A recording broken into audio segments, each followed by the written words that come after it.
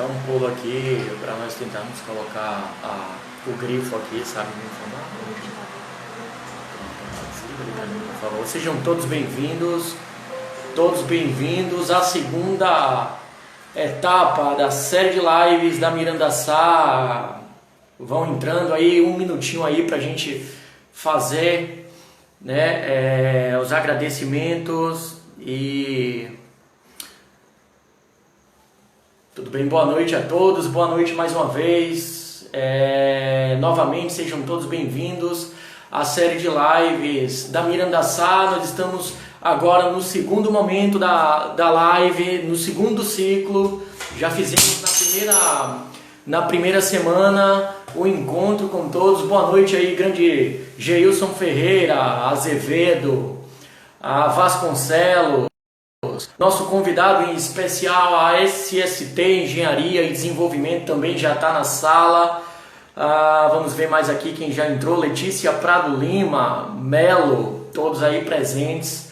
Bom, pessoal, nesse segundo ciclo a gente vem com uma abordagem ainda conservadora para se falar de higiene ocupacional, para se falar de meio ambiente, sempre às terças e quintas. Em especial tivemos uma pequena alteração essa semana por conta de festejos juninos aqui para nossa região que gosta, né, de festejar o São João propriamente dito. Então preferimos fazer em especial para esse tema de hoje na quarta-feira, mas sempre às terças e quintas com convidados ilustríssimos, né? Tivemos na semana passada o Marcos Paulo falando sobre a assessoria e a higiene ocupacional. Tivemos na quinta a empresa Adapt, que é uma grande parceira de nossos projetos, com a Ileana Medeiros, engenheira ambiental. Bom, para início de conversa eu gostaria apenas de agradecer a pessoas que são extremamente especiais para que esse momento ele aconteça, que é a nossa equipe, né, muito bem preparada, muito bem fundamentada para consolidar o projeto das lives. Então, na ordem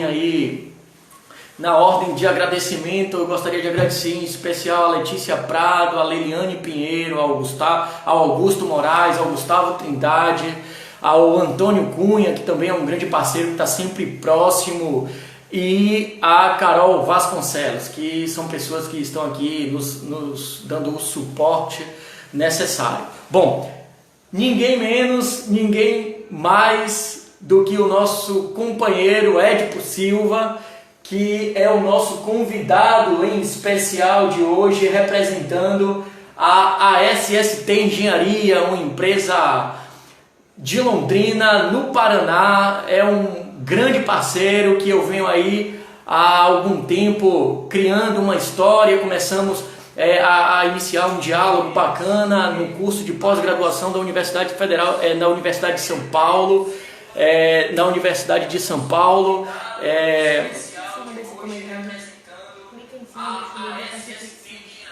Não tenho como, fica para a próxima. Então, nós nos conhecemos no curso de pós-graduação e é o nosso hoje o tema extremamente relevante. Vamos falar sobre a prática, né, do monitoramento ambiental aplicado aos agentes físicos, ruído, calor e vibração ocupacional, que é um tema extremamente técnico, extremamente de vivência. E a SST Engenharia, que é uma empresa de segurança do trabalho, né, ocupacional, ergonomia, meio ambiente.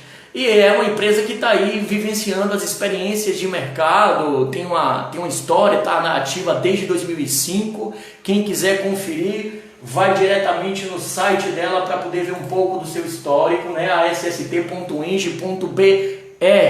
Eu vou pedir que o próprio, né, por ser já prata da casa, se apresente. Vou fazer aqui o convite para que a gente starte a live, que tem duração de apenas 1h, 60 minutos. Então não posso fazer uma apresentação tão extensa, tá bom? Na reta final faço a apresentação do tema de quinta-feira com o Antônio Cunha e o nosso convidado Alexander Gomes, que é o profissional da Ambiente Gaia, também um profissional aí bem colocado aqui na região de Salvador, Bahia.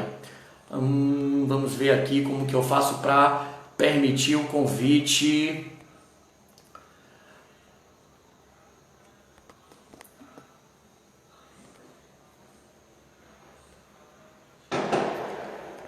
Enviar a solicitação aqui para o nosso amigo Edipo Silva. Pronto, Edipo, você está aí. Enviei a solicitação para você. Quando quiser chegar, tem uma faixazinha aí. Aceita o convite para entrar na sala. Ver se está tudo ok.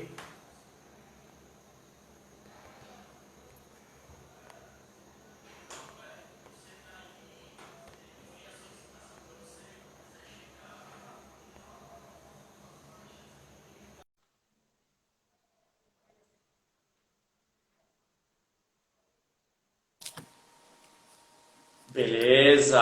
Boa noite, Gabriel. Beleza, Edipo, mais uma Tudo vez, bom? meu amigo, seja muito bem-vindo. É um prazer enorme recebê-lo, uma satisfação ímpar de ter a ASST Engenharia aqui como nossa convidada da semana para falar de um assunto que é pura especialidade dessa galera, né? Empresa do Paraná. Gostaria que você se apresentasse, né, as suas titulações, um pouquinho da sua trajetória profissional, e aí a gente vai conduzindo aqui com os temas pré-estabelecidos. Fique à vontade, companheiro. Grande Alex, seja bem-vindo. Ô, Gabriel, primeiramente queria agradecer o convite, tá? Para mim é uma honra estar participando aqui com você para falar de um assunto que a gente gosta tanto, né? Higiene ocupacional é um assunto assim apaixonante. A gente começa a estudar e vai indo, quando a gente vê, a gente está mergulhado e é uma ciência assim rica em detalhes que a gente nunca pode parar de estudar, né? Vi que entrou aqui o Alexandro, professor nosso, Sim. já fiz alguns cursos com ele, cara que domina. Então, para mim é uma honra estar partilhando desse assunto com todas essas feras aí. Tá? E vamos aí trocar algumas experiências, algumas práticas do dia a dia, né? Algumas dicas, algumas coisas que a gente às vezes pode estar fazendo no dia a dia para ter um resultado confiável, alguns procedimentos que a gente também executa ali que pode dar um falseamento do resultado, enfim, contar algumas experiências, né?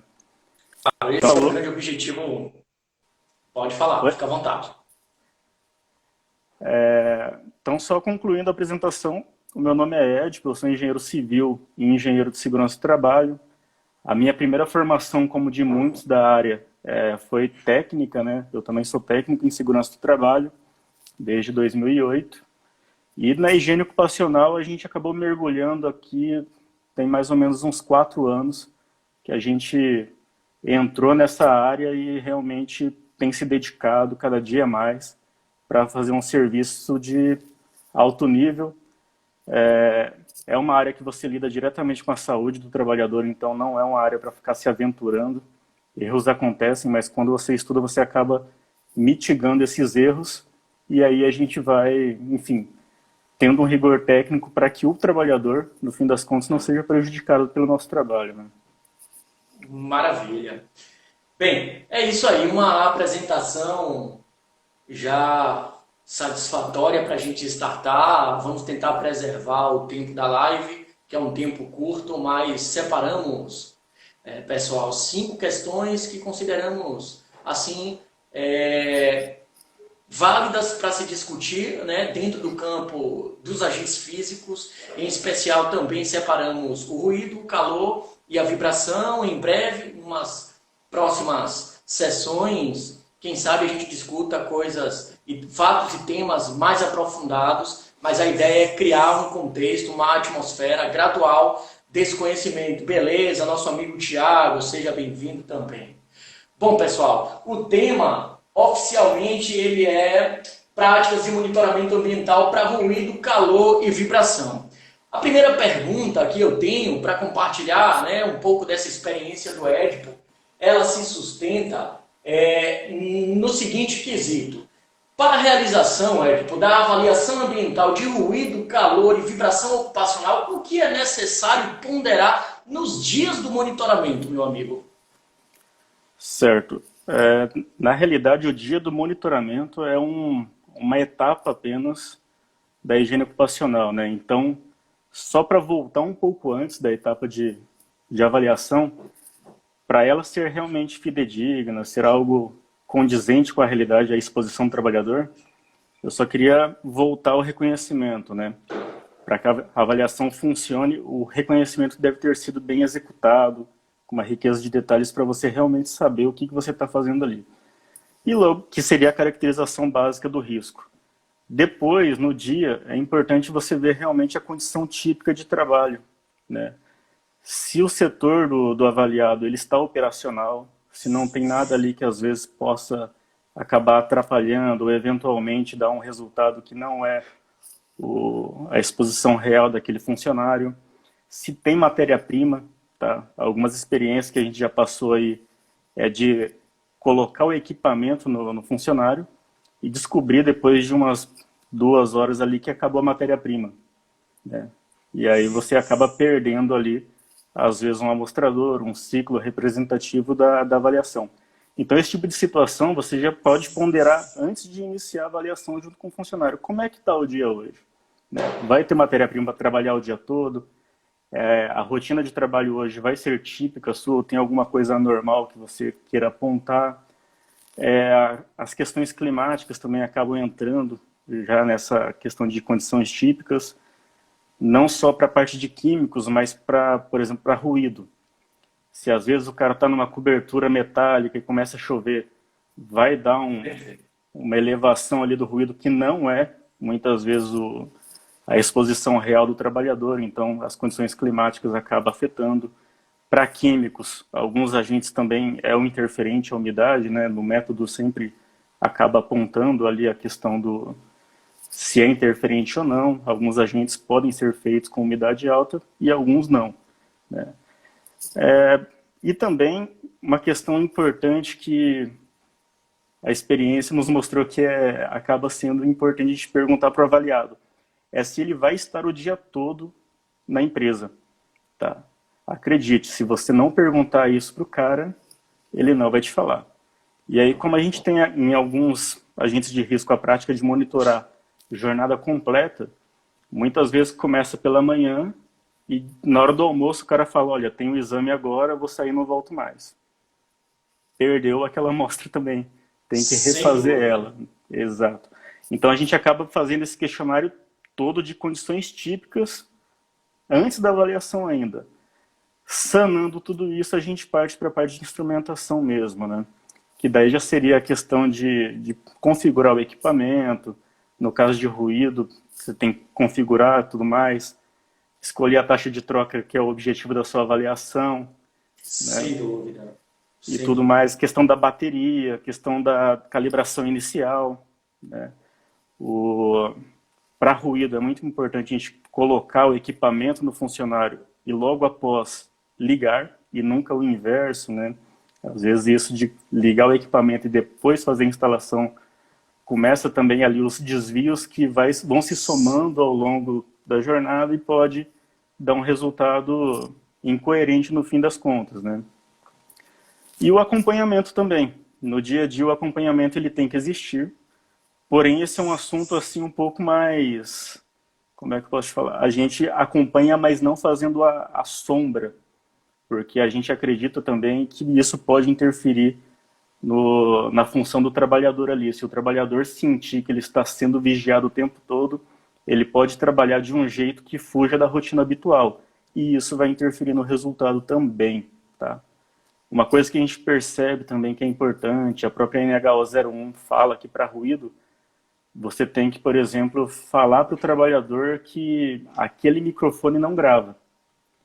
Porque tem gente que, se você não falar, às vezes o trabalhador vai ficar o dia inteiro mudo ali, ele acha que está gravando. Então você tem que explicar que aquilo ali só pega a intensidade. Enfim, são vários parâmetros para ponderar no dia da avaliação, que se você não cumprir, você pode falsear um resultado, pode te dar alguma interferência lá na frente, né? Sem dúvida. 3 itens aí que são bem clichês, clássicos, digamos assim, do condicionamento, digamos, da avaliação de ruído ocupacional. Baterias, verificar se o trabalhador tem um compromisso na parte intermediária de sua jornada. Exato.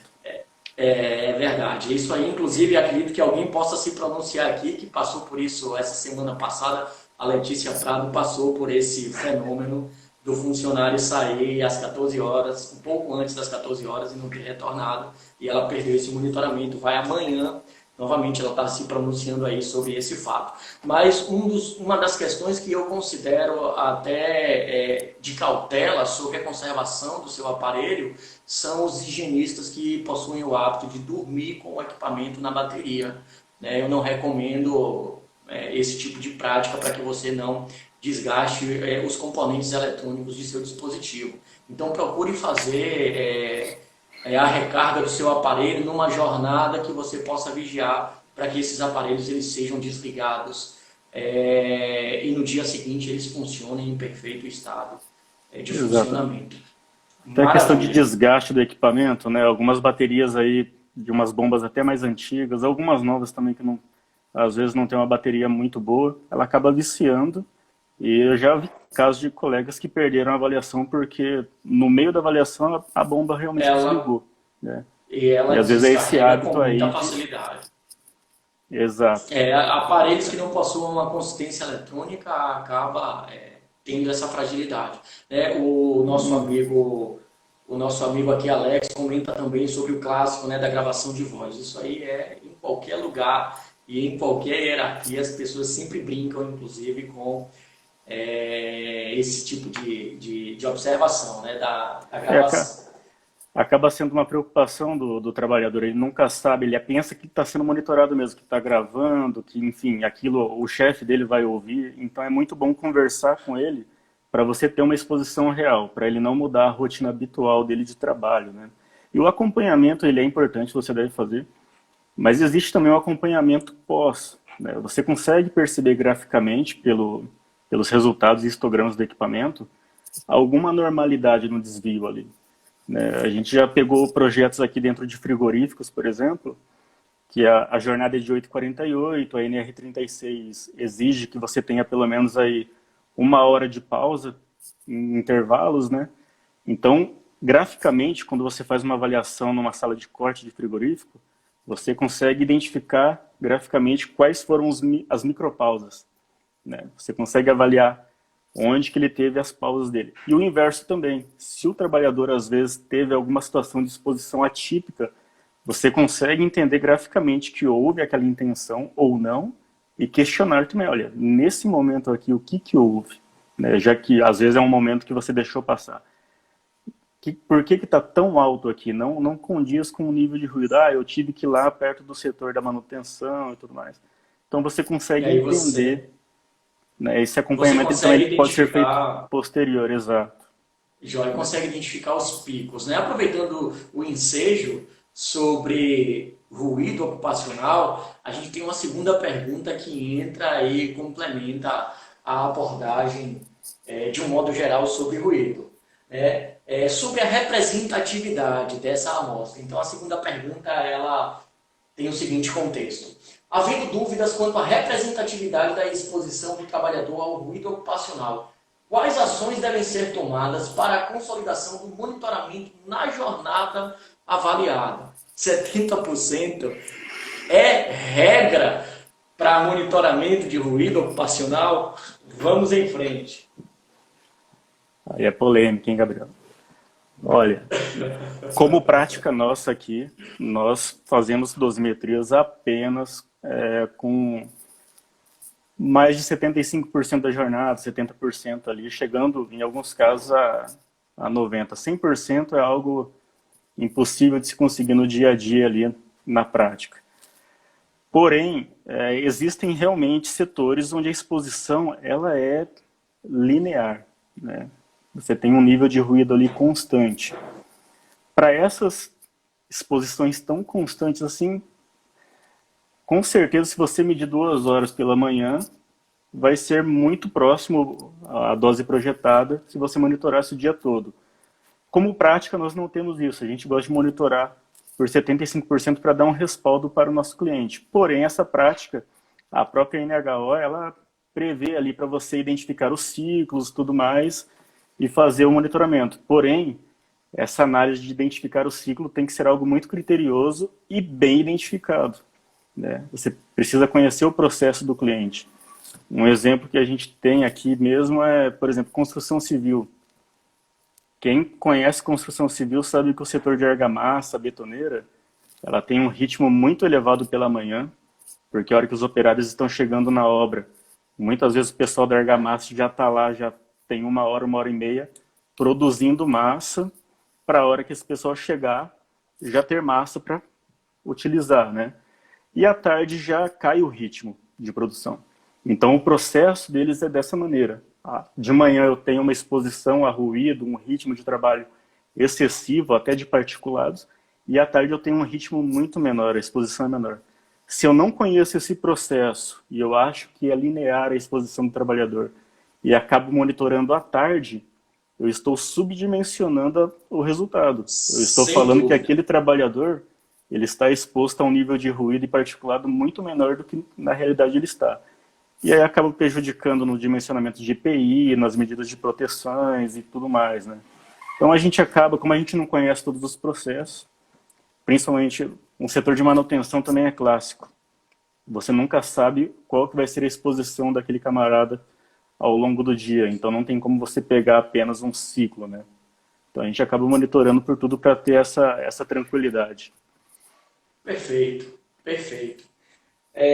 Aqui tem alguns tópicos que são extremamente relevantes, né? Como, por exemplo, uma caracterização básica, ela é fundamental, um reconhecimento, uma preliminar sobre o ciclo dessas exposições. A NHO, ela determina que a avaliação de ruído ocupacional se sustenta nos ciclos. A gente sabe da representatividade, que ela é fundamental. O critério de 70% ele é aceito de fato, algumas empresas preservam os 75%, 80%, 90%. De fato, os 100% inviabilizam algumas questões, porque às vezes o trabalhador ele quer 15, 30 minutinhos para se recolher, para preparar, encerrar, guardar seus materiais e aí quer retornar ali para o vestiário.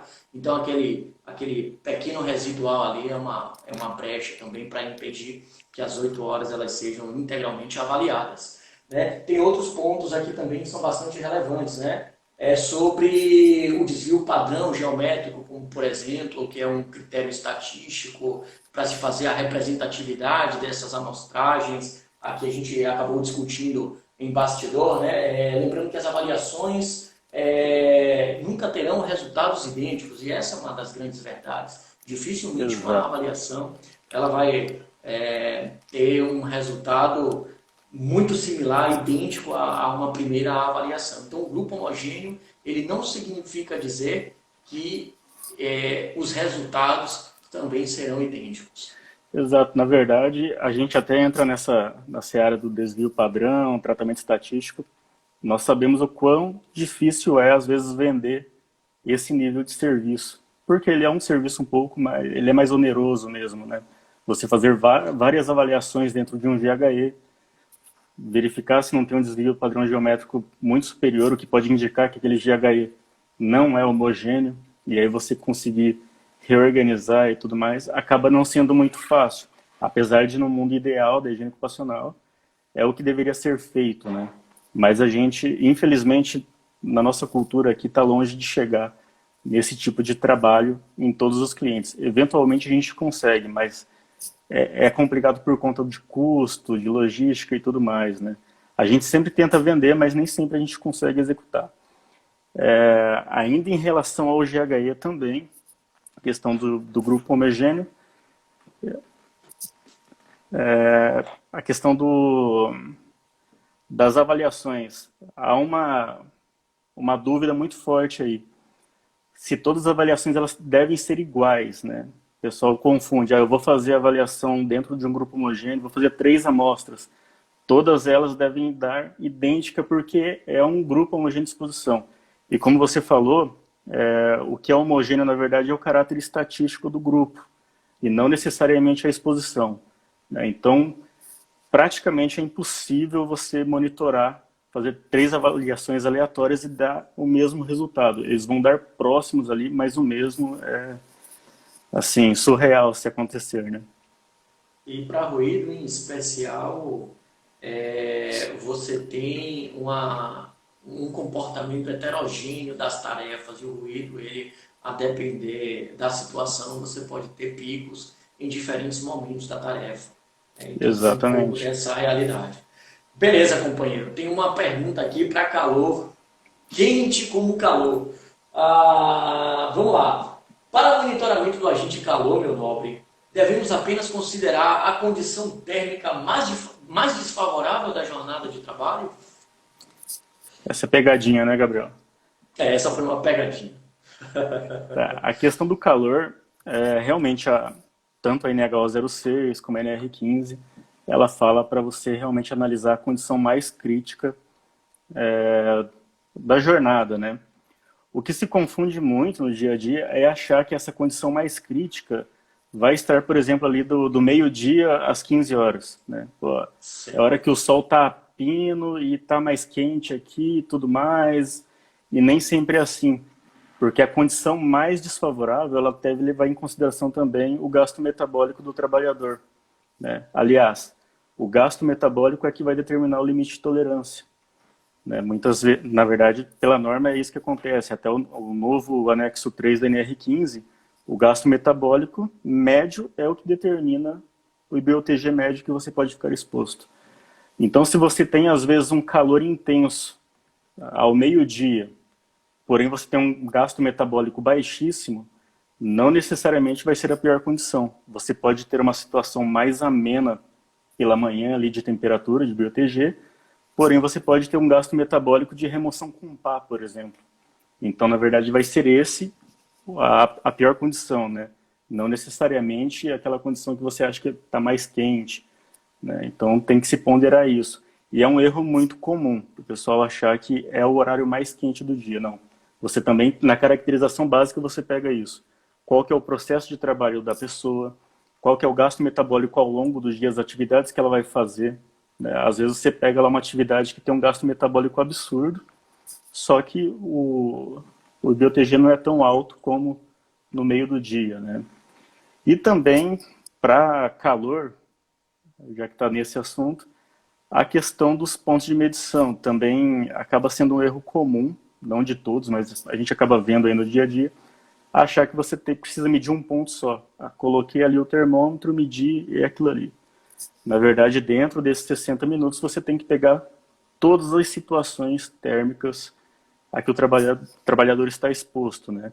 Isso indica que você tem que fazer, às vezes, 4, 5 avaliações dentro desses 60 minutos, o que vai te demandar, na verdade, algumas horas, talvez o dia todo, para conseguir traçar uma única exposição, né? Porque você tem tempo de estabilização do equipamento, as leituras, depois partir para o outro e assim por diante.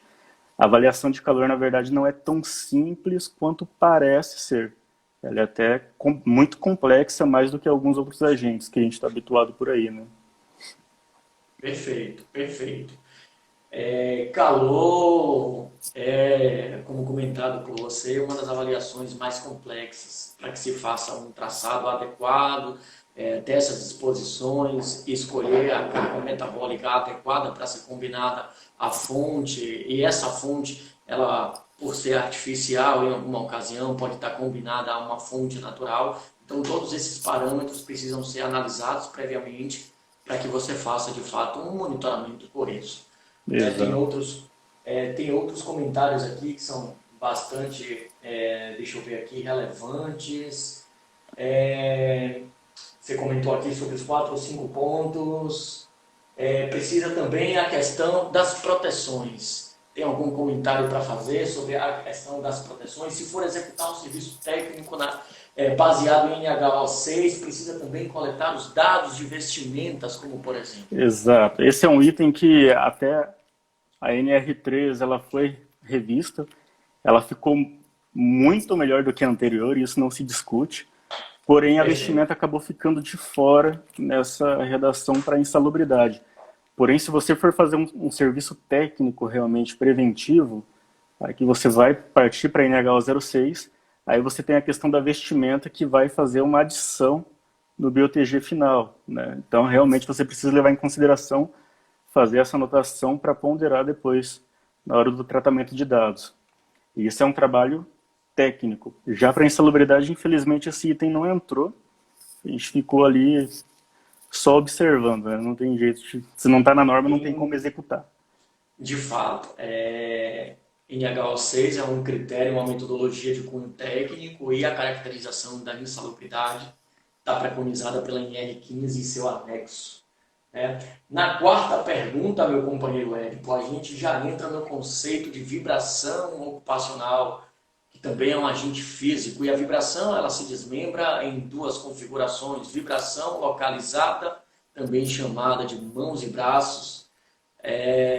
Nosso amigo Alex está comentando aqui, não esqueça do nível de ação para o calor. Verdade, companheiro. Exato. Outra atualização assim que foi fantástica, não acaba é uma questão onde você precisa realmente tomar cuidado, a partir de onde você começa já a tomar medidas de controle com o funcionário. A NHO já fala que você tem que hidratar esse funcionário com sais e tudo mais.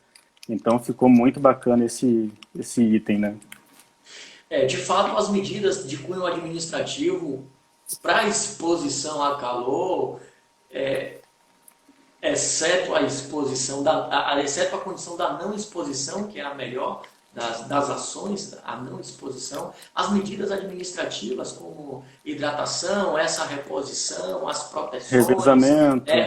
o tempo de afastamento da própria fonte são as melhores. Então, o conceito de gestão administrativa está muito vinculado a um trabalho de monitoramento bem sucedido, né? Então, essas ações elas vão ser de fato um diferencial e espero que lá na frente, na revisão desse anexo, essas contribuições elas cheguem para colaborar também com o empregador, né?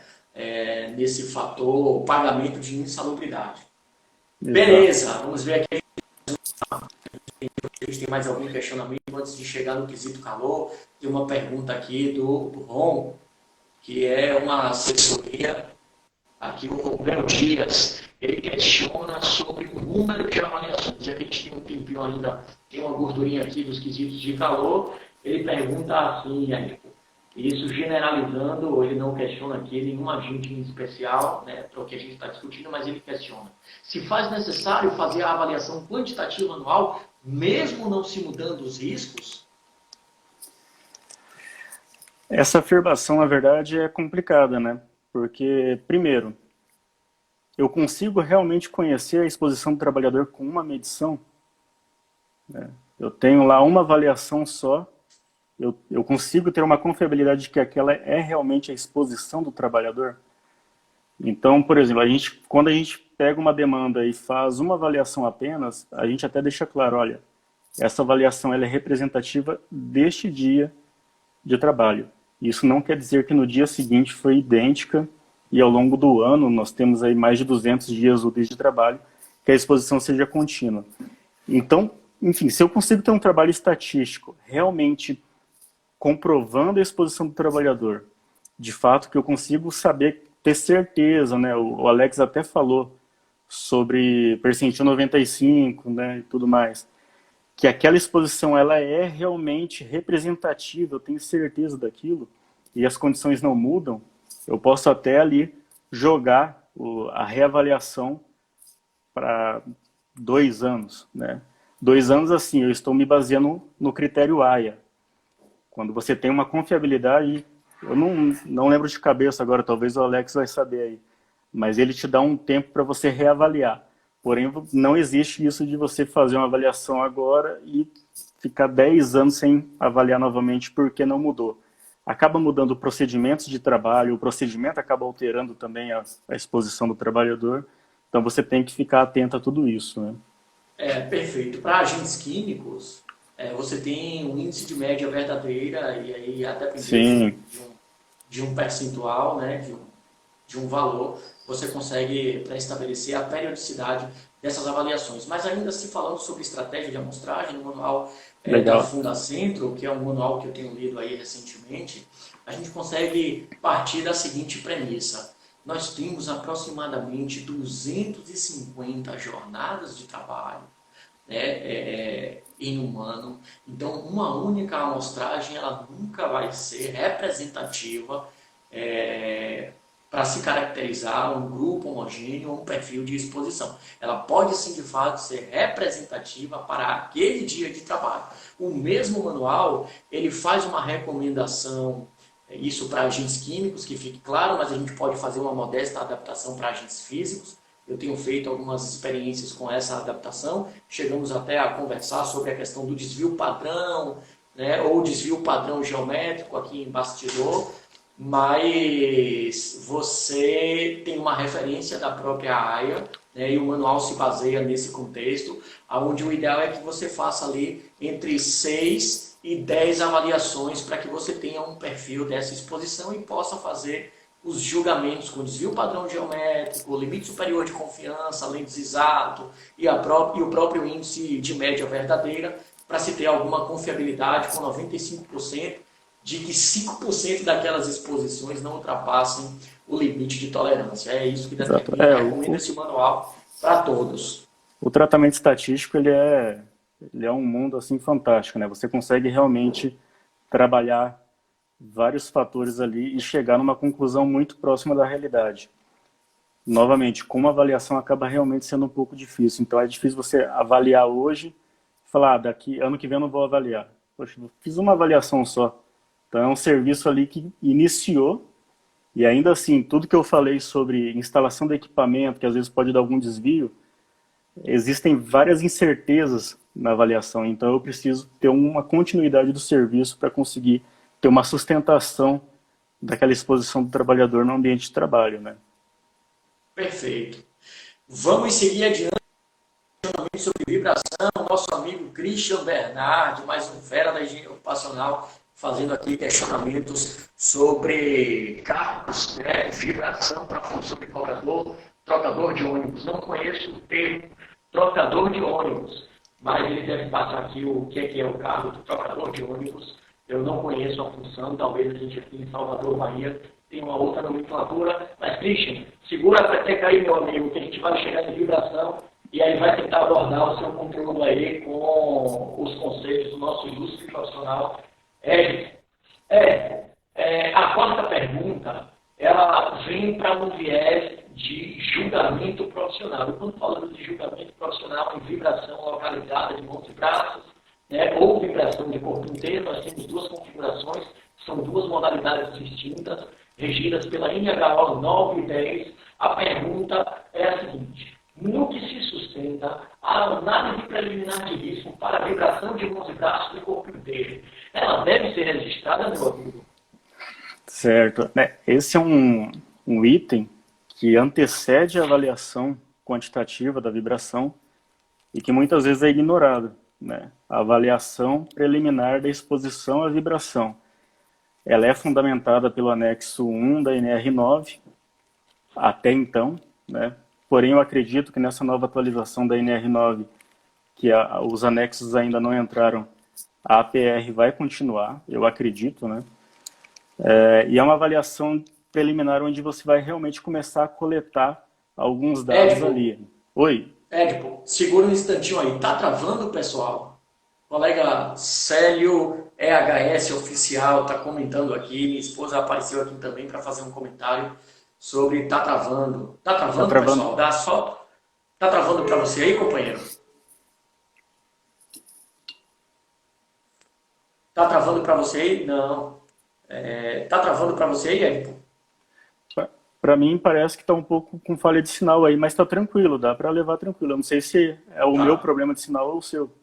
Não, você consigo ver perfeitamente. Então tá tranquilo. A turma já está começando aí a se manifestar positivamente, então vamos tentar continuar. Vamos lá. Beleza. O Alex, inclusive, falou ali que provavelmente não vai mudar ali a questão da APR, né, da análise preliminar de exposição, né, que é realmente uma análise da exposição ali antes dela ser monitorada. Então você vai começar a verificar qual que é o ciclo de exposição do trabalhador, as condições da ferramenta, né, os processos de trabalho, tudo mais, para você realmente chegar numa conclusão se precisa monitorar ou não. Alguns equipamentos mais novos já vêm de fábrica com a intensidade de vibração no manual, né? Perfeito. O equipamento zerado, ele já vem indicando isso. né? Alguns indicam já o nível de ruído e tudo mais. Então, você já consegue ter alguns parâmetros ali para saber se vai precisar monitorar ou não, né? Por exemplo, até cheguei a conversar com você, eu já tive situações de ir numa transportadora e monitorar um caminhão Volvo 2020 com o banco suspensão a ar ali. Monitorei porque realmente era uma demanda terceirizada e tudo mais. Só que numa caracterização básica ali, numa análise, você observa a situação e você sabe que não vai dar nem nível de ação naquela exposição, né? Então, se você aplicar ali, fazer uma caracterização básica, você consegue até, talvez, dispensar a medição de vibração. Porém, você tem que ter certeza dessa condição. Se você tiver na dúvida, monitora, né? Por quê?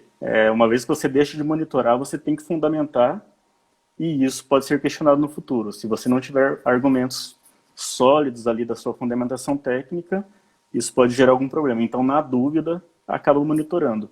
Então, a análise preliminar de exposição ela é fundamentada no anexo 1 da NR9, é o anexo 1 mesmo, né? Acaba a NR15, também o anexo 8 da NR15, acaba jogando também para essa análise. A NHO também tem essa análise, então ela é necessária antes de se fazer até a mensuração de vibração. Perfeito. Então a gente pode concluir que a análise preliminar ela é uma avaliação do cenário, né, das condições operacionais, recursos, máquinas, equipamentos, veículos.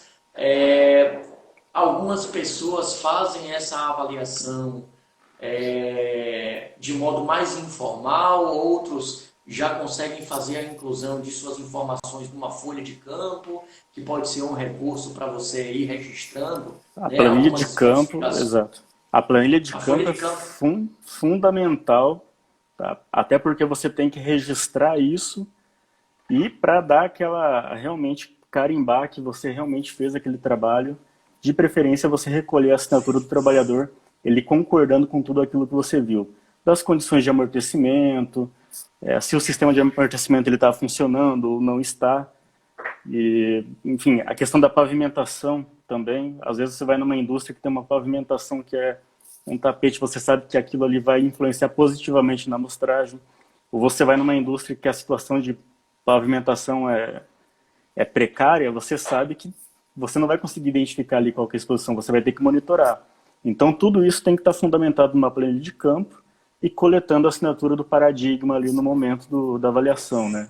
Para você ter respaldo técnico e até mesmo jurídico. O seu cliente espera isso também quando contrata o serviço, que o seu trabalho não vai deixar rastro para ser questionado lá na frente, né? Claro, sem dúvida, sem dúvida.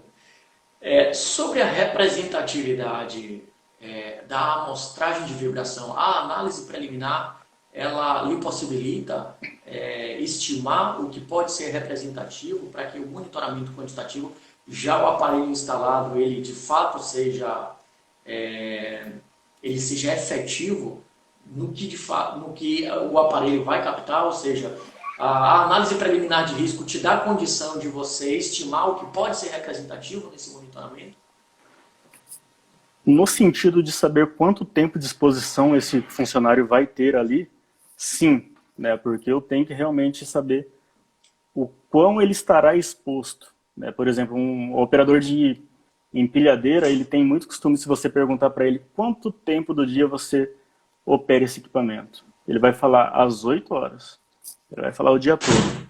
Quando, na verdade, se a gente começar a descontar ali, às vezes ele tem uma pausa para fazer um checklist do equipamento, às vezes tem pausa no café no meio da tarde, eventualmente, ou muitas vezes, ele desce da empilhadeira para ajustar a carga e tudo mais.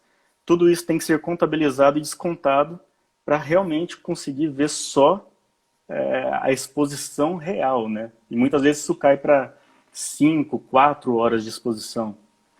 Nosso mestre Alex, com frases de efeitos, o qualitativo respalda o quantitativo. Isso aí tem que ter aspas, né? Tem que ter aspas para consolidar uma abordagem. Então, como conclusão, a análise preliminar ela é fundamental para fazer um bom mapeamento, para se observar ciclos, repetições, se fazer a análise das condições operacionais de trabalho, ferramentas, como já comentado, veículos e assim sucessivamente. Ainda sobre vibração, né, tanto de mãos e braços quanto de corpo inteiro, a gente tem 3 nomenclaturas que podem ser sucintamente confundidas, se não muito bem estudadas, se não muito bem embasadas. E essas 3 nomenclaturas são elas: ciclo de exposição, número de repetições e componentes de exposição. A quinta pergunta, não menos importante, mas vem aí para tentar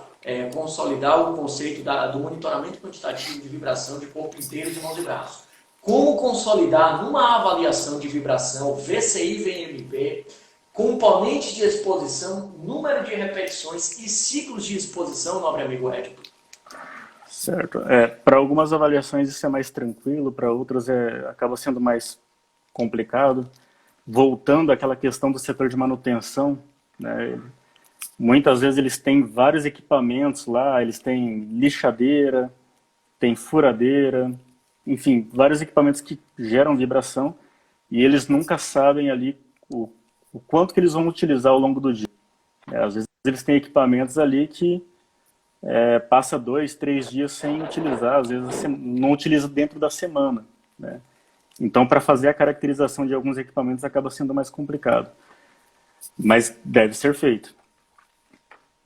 Já alguns outros equipamentos, por exemplo, para VCI mesmo, corpo inteiro é mais tranquilo, né?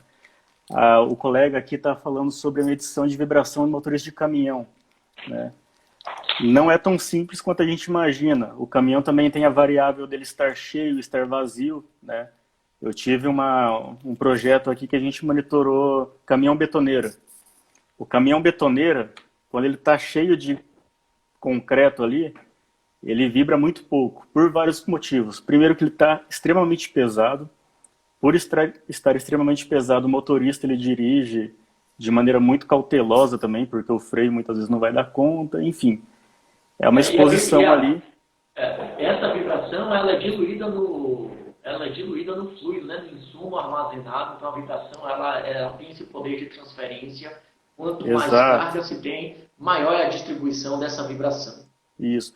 Agora, de contrapartida, no momento que ele descarrega o concreto na obra e está voltando para a concreteira, cara, primeiro que ele volta correndo, a velocidade é outra e vibra muito mais, né? Então, a gente pode até tratar que a componente cheio é uma componente e a vazio é outra. A componente vazio, ela dura menos do que a cheia, né? Se a gente analisar um pouco mais assim criteriosamente, porque ele volta muito mais rápido para a concreteira, ele está leve. E quando ele vai para a obra, ele está pesado, ele vai devagar. Então tem uma duração muito maior, né? Ou você pode pegar o ciclo completo também. E aí você já tem essa exposição, você conta quantas viagens o rapaz dá, né, o ciclo dele, e você tem quanto tempo ele realmente fica exposto a essa vibração para, enfim, ajustar os cálculos, né, no software ou até mesmo na mão. Perfeito. Então, só nesse pequeno exemplo do caminhão betoneira, a gente já consegue dar uma classificação coesa do que é uma componente. Eu vou e retorno, mas eu vou cheio e volto vazio. Então, eu tenho, né, vamos desprezar aqui outras variáveis, mas eu tenho ida e volta, né, numa mesma distância, mas com condições de cargas distintas. E aí o conceito de vibração se eu tenho uma carga, eu consigo distribuir com a carga essa vibração. Se eu não tenho carga, essa vibração ela se concentra em determinados compartimentos do veículo. Então esse pode ser aí o conceito de componente de exposição, quando eu fatio, né, de acordo com as circunstâncias, o momento do meu monitoramento.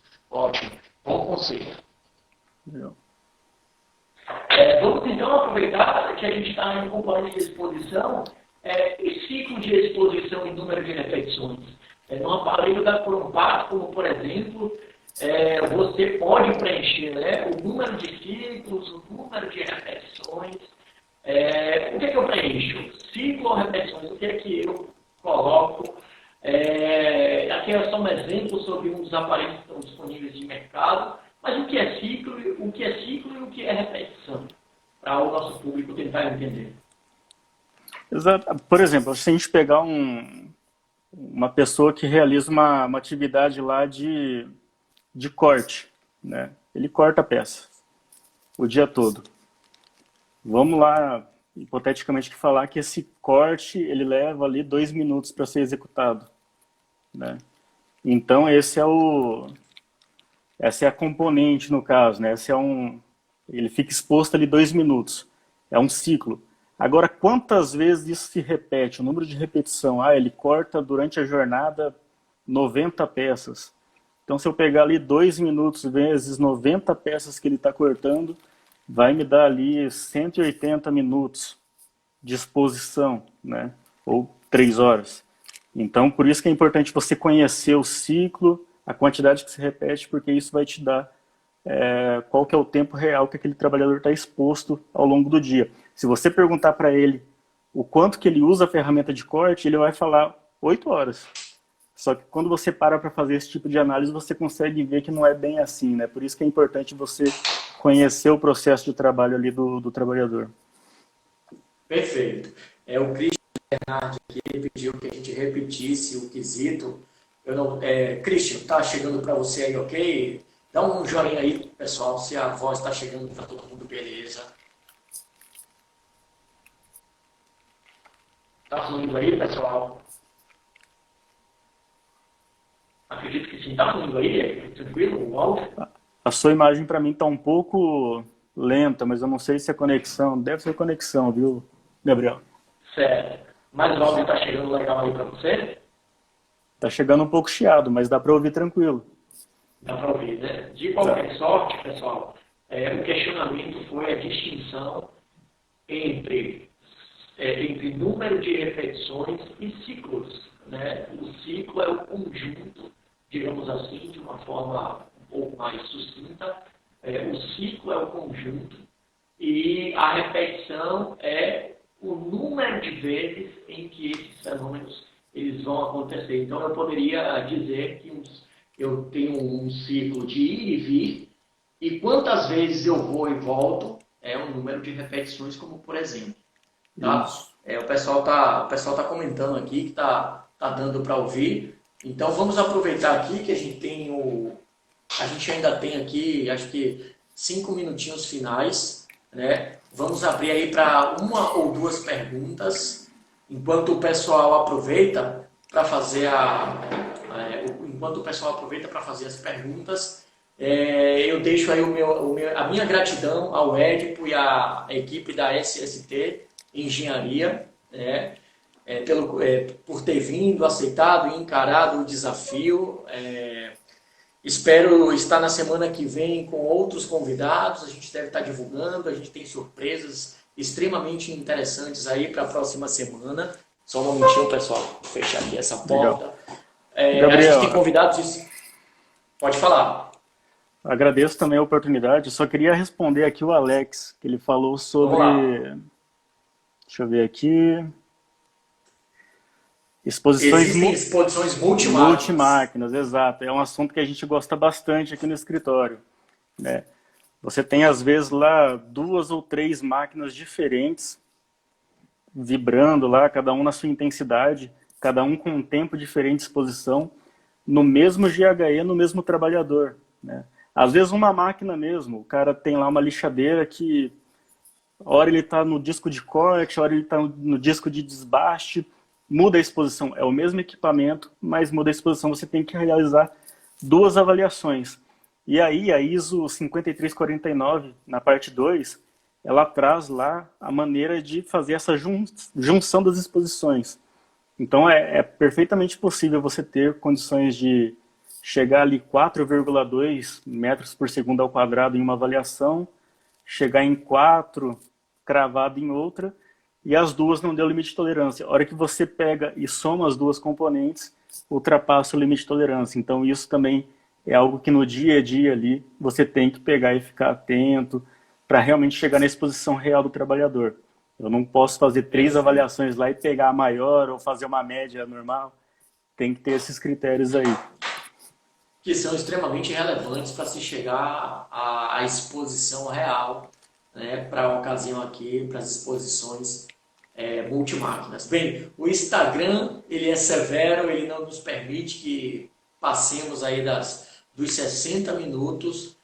Volto aí a lhe fazer elogios por ter aceitado o desafio. Espero poder ver o Christian aqui em breve, espero poder ver o Alex. A gente tem algumas promessas aí também, como o próprio Ivomar, a Jorge, a Rafaela, o Thiago Pereira, entre outros grandes nomes aí de pessoas que estão fazendo em âmbito nacional o trabalho de higiene ocupacional, para que ele chegue facilitado para os interessados, para que técnicos de segurança, engenheiros de segurança, profissionais da área ambiental conheçam a importância dessa ciência da quantificação, né, que é uma arte aliada ao conceito de proteção do trabalhador.